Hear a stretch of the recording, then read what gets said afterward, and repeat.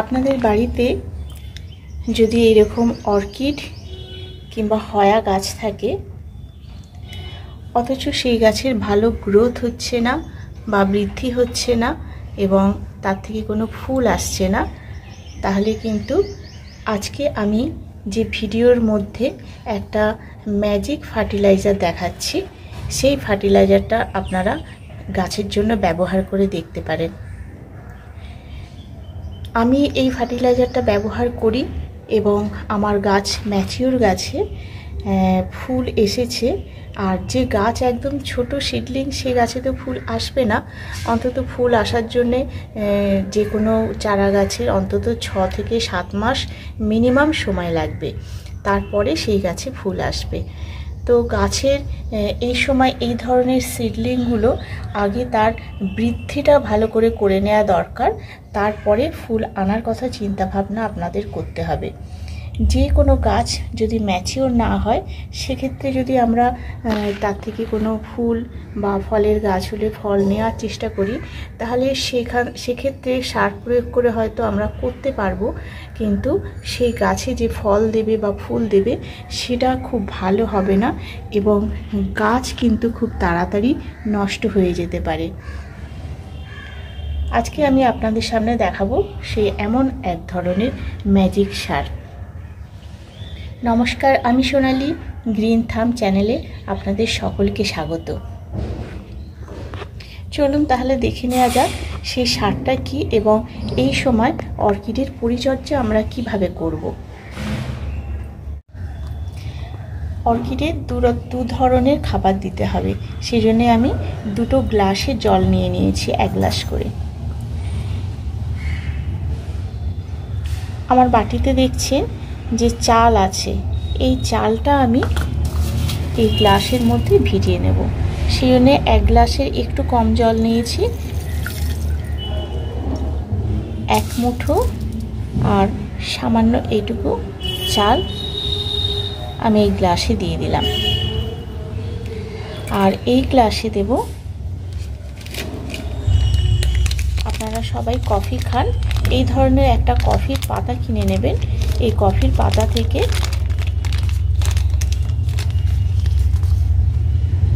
মোটামুটি 1 গ্লাসের জন্য 1 চামচ মতো কফি, আর যদি তার থেকে বেশি জল হয় তাহলে 1 লিটার জলে 1 চামচ কফিতেই হয়ে যাবে। এই কফিটা দিয়ে দেব।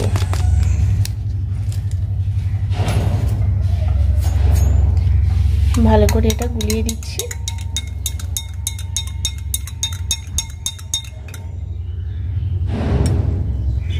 এটাও ভালো করে নেড়ে নিলাম। এবার এটাকে কিছু একটা ঢাকা দিয়ে 2 ঘন্টার জন্য রেখে দেব। এই দুটোকেই আমরা ঢাকা দিয়ে 2 ঘন্টার জন্য রেখে দেব। 2 ঘন্টা পরে আমি আবার ফিরে আসছি।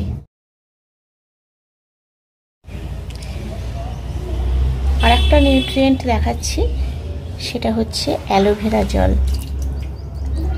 অ্যালোভেরাকে এইভাবে কুচি করে কেটে একদিন আগে আমি ভিজিয়ে রেখেছি। যেহেতু আগে ভিজিয়ে রেখেছি তাই কাটাটা দেখাতে পারলাম না। এইভাবে আপনারা এই যে অ্যালোভেরাগুলোকে টুকরো করে কেটে কিংবা এর ভেতর থেকে জেলটা বার করেও আপনারা এভাবে 1 দিন থেকে 2 দিন ভিজিয়ে রাখতে পারেন। এই অ্যালোভেরা যেমন অর্কিডের জন্যে খুব ভালো একটা পুষ্টির কাজ করে, সেই সঙ্গে এটা কিন্তু অনেকটা ফাঙ্গাস বা ব্যাকটেরিয়া ইনফেকশান হলে সেগুলোও কিন্তু দূর করে। এবার আসি এই 3টে ফার্টিলাইজার কিভাবে অর্কিডের পুষ্টির বৃদ্ধিতে সাহায্য করে।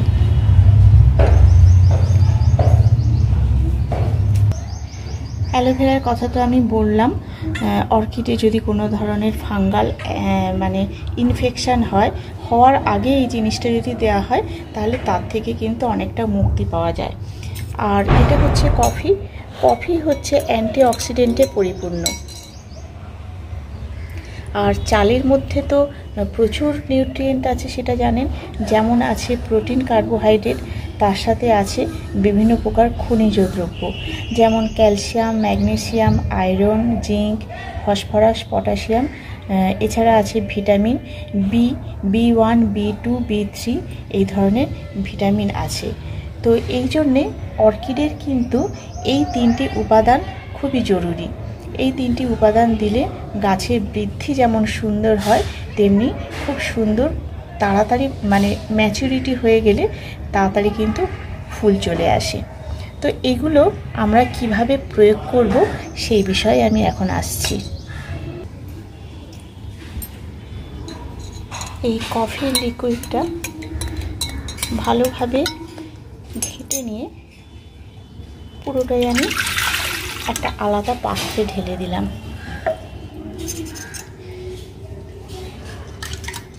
এরপরে চালের জলটা এটাকে ছেঁকে নিতে হবে।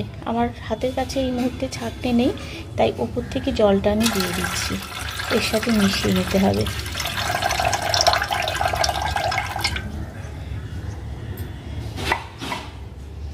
এই দুটো ভালো করে মিশিয়ে নিলাম।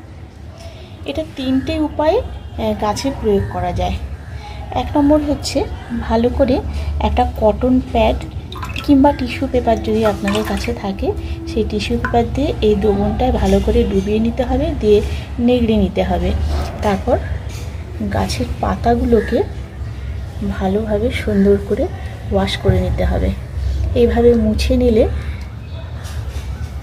কি হয়, এর মধ্যে প্রচুর ধুলোবালি থাকে, আর ধুলোবালি থাকলে গাছ কিন্তু এই অর্কিড গাছ বিশেষ করে খাদ্যটা তৈরি করা থেকে মানে করতে পারে না, ব্যাহত হয়। সেই জন্য এইভাবে ভালো করে মুছে নিতে হবে। এমনভাবে মুছতে হবে, দেখতে হবে এর ভেতরে যেন কোনোভাবেই জল না যায়। আমরা যখন জল গাছে দিই, স্প্রে করে দিই, তখনও এই দিকটা আমাদের নজর রাখতে হবে যে গাছের একদম ডগায় এর ভেতর জল জমে থাকলে তাহলে পাতাগুলো পচে যেতে পারে। সেজন্য সব গাছগুলো এইভাবে পরিষ্কার করে নিতে হবে। সামনের দিক যেমন করব, এর উল্টো দিকটা, পাতার উল্টো দিকটাও আমরা সেইভাবে করব। এর ফলে কিন্তু যে ইনফেকশান হয় গাছে, সেগুলো কিন্তু অনেকটা কম থাকে। বিভিন্ন পোকামাকড় এখানে ডিম পাড়তে পারে, সেইগুলো পরিষ্কার হয়ে যায়। অর্কিড গাছে এটা কিন্তু অন্তত সপ্তাহে 1 দিন করে করতে হয়, কারণ আমরা অর্কিডে গাছে যে জল দিই স্প্রে করে, সে শুধু প্লেন জল যখন দিই তখন আমরা শিকড়ে দিই, গাছের পাতায় দিই না। সেই জন্য গাছের পাতাগুলো বেশ নোংরা হয়ে যায়। দেখুন কতটা পরিমাণে নোংরা বেরোচ্ছে। এখন বাতাসে প্রচুর ধুলোবালি থাকে, বৃষ্টি হচ্ছে, আর ধুলোবালিতেও এগুলো প্রচুর পরিমাণে নোংরা জমে থাকে। এর ফলে কিন্তু ফাঙ্গাল ইনফেকশানের চান্সটা বেশি থাকে। অর্কিড একটু শুকি গাছ, সেই জন্য এই গাছটা একটু বিশেষ যত্ন দরকার। এইটুকু যত্ন করলেই কিন্তু আর বিশেষ কিছু দরকার হয় না। এবার আর একটা তুলোর প্যাড নেব, নিয়ে অন্য গাছগুলো আমি এই যে অ্যালোভেরার যে দ্রবণ সেটার মধ্যে ডোবাবো। এভাবে কিন্তু এরকম দুটো ফার্টিলাইজার দিয়ে কিন্তু আপনারা এই কাজটা করতে পারেন। এইভাবে আমি একটা অন্য গাছ দেখাচ্ছি, এইভাবে পাতাগুলো পরিষ্কার করে নিচ্ছি। 2 নম্বর হলো ওই কফি আর চায়ের যে লিকুইড ফার্টিলাইজারটা তৈরি করলাম, সেটা দিয়ে যেমন পরিষ্কার করে নিলাম পাতা, এবার একটা বোতলে ভরে নিয়েছি। এই বোতল দিয়ে আমি এখানে পুরো গাছটাকে স্প্রে করে দেব। মোছার পর একটু গাছটা শুকিয়ে গেছে, শুকনো হওয়ার পর প্রত্যেকটা গাছে পাতায় স্প্রে করব। ভালো করে সব গাছে এভাবে স্প্রে করে নিয়ে এরপর এই ফার্টিলাইজারটাকে আবার গাছের গোড়ায় ঢেলে দিতে হবে। প্রত্যেকটা গাছের গোড়ায়, যাতে শিকড়গুলো ভালো করে ভিজে যায়। তাহলে 3 ভাবে এই ফার্টিলাইজারটা দিতে হবে। এটা সপ্তাহে 1 বার দিলাম, প্রত্যেক সপ্তাহে এটা 1 বার করে দিতে হবে প্রত্যেকটা গাছে। আর এই যে এটা দেখালাম আমি, এই অ্যালোভেরার লিকুইডটা, এটা সপ্তাহের মধ্যে আর একদিন, মানে যদি এটা 3 দিন পরে দিই, এটা তার 3 দিন কি 4 দিন পরে আর একবার দিতে হবে। গাছে ওই একইভাবে মুছে দিলেও দেওয়া যায়, গাছে স্প্রে করেও দেওয়া যায়, আর গাছে ঢেলে দেওয়া যায়। মোটামুটি 1 সপ্তাহের মধ্যে এইটা একবার, আর ওই কফি চালের ফার্টিলাইজারটা আর একবার, এই দুটো দিলে বেশ 3-4 বার দেওয়ার পরেই দেখবেন আপনার গাছের বাড় বৃদ্ধি খুব ভালো হচ্ছে। আর এখন তো বর্ষার সিজন, এমনিতেই বাতাসে ময়েশ্চার খুব ভালো থাকে, তার ফলে গাছগুলো কিন্তু ভালো রকম বৃদ্ধি হয়। এই সময় ফুল আনার চেষ্টাটা না করাই ভালো, কিন্তু এইভাবে গাছের বাড় বৃদ্ধিটা করে নিলে কয়েকবার দিতে থাকলে তারপর আস্তে আস্তে দেখবেন গাছ ভালো ম্যাচিওর হয়ে গেছে। তখন ফুল আনার জন্যে 0050 আপনারা স্প্রে করে দিতে পারেন, আর এইভাবে গাছে ঢেলে দিতে পারেন। তাহলে মোটামুটি 2 বার দেওয়ার পর আমি সাধারণত করি যে 19-19-19 বা 20-20-20 যে কোনো ব্যালেন্স এনপিকে এটা দিয়ে যাচ্ছিলাম। আর 1 সপ্তাহ এটা দিচ্ছি, 1 সপ্তাহ 0050টা। ঠিক এইরকম ম্যাচিওর গাছে যখন গাছটা এরকম বড় হয়ে যাবে, ফুল ধারণ করার ক্ষমতা থাকবে, সেই সময় 0050টা দিচ্ছিলাম। তো এইভাবেই যদি অর্কিডের পরিচর্যা করা হয় তাহলে অর্কিড নিশ্চয়ই খুব ভালো হবে, খুব ভালো বৃদ্ধি হবে, এবং তার স্বাস্থ্য খুব ভালো থাকবে, এবং ঠিক সময় মতো ফুল অবশ্যই আসবে। আমার একটা হয়া গাছ ছিল, সেটাও আমি দেখিয়ে দিলাম।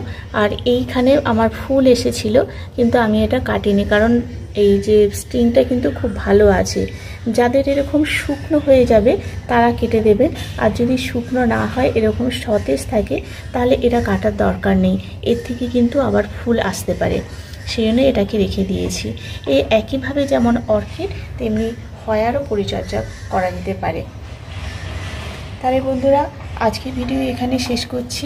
যারা শেষ পর্যন্ত দেখলেন তাদের অসংখ্য ধন্যবাদ। আর যারা দেখছেন প্রথমবারের জন্যে, তারা যদি ভালো লাগে অবশ্যই সাবস্ক্রাইব করে দেবেন।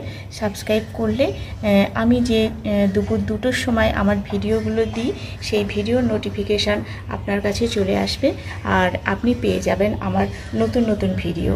তাহলে আজকের এখানে শেষ করছি, দেখা হবে পরবর্তী কোনো এপিসোডে।